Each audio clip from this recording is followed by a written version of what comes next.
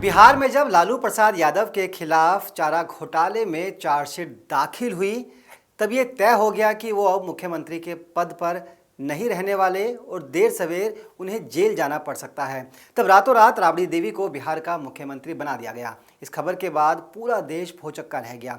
आज करीब 25 सालों बाद यही एक्सपेरिमेंट बिहार से सटे झारखंड में दोहराया जा सकता है।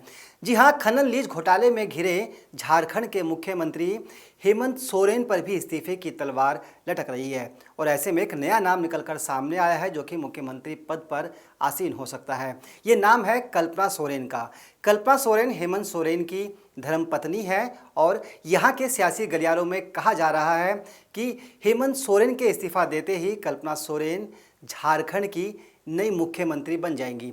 कौन है कल्पना सोरेन? क्या वाकई राबड़ी देवी की तरह झारखंड के अंदर भी इसी तरह का एक्सपेरिमेंट सच हो सकता है? ओडिशा के मयूरगंज की रहने वाली कल्पना सोरेन की हेमंत सोरेन से 7 फरवरी 2006 को शादी हुई थी।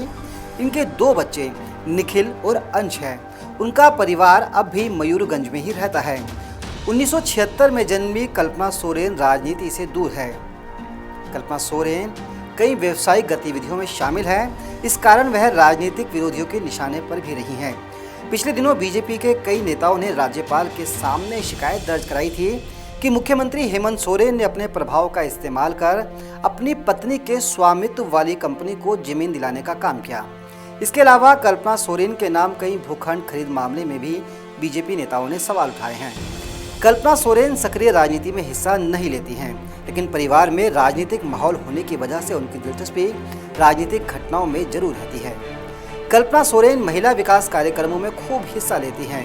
उन्होंने भविष्य में राजनीति में शामिल होने के सवाल पर कहा था कि वो फिलहाल अपने परिवार की जिम्मेदारियां निभा रही हैं और इसी में खुश हैं।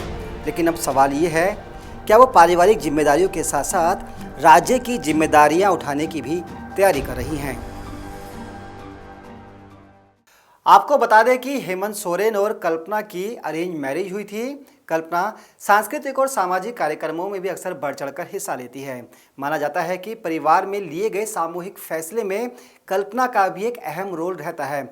ऐसे में सवाल विपक्ष की तरफ से उठाया जा रहा है। विपक्ष तमाम तरह के तीर शिबू सोरेन के परिवार पर दाग रहा है। शिबू सोरेन, जिन्हें झारखंड की राजनीति का सबसे बड़ा नेता माना जाता था, और कल्पना सोरेन उन्हीं के परिवार की बहू है।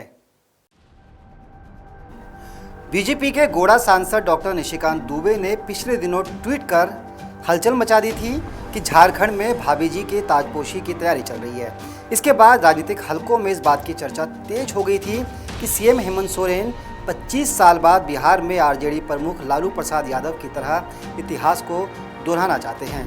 हेमंत सोरेन के पिता झारखंड के बड़े नेता रह चुके हैं। शिबू सोरेन के पास भी कई बड़े मंत्रालय रहे हैं और उन्हें केंद्रीय राजनीति का भी एक बड़ा मंझा हुआ खिलाड़ी माना जाता था।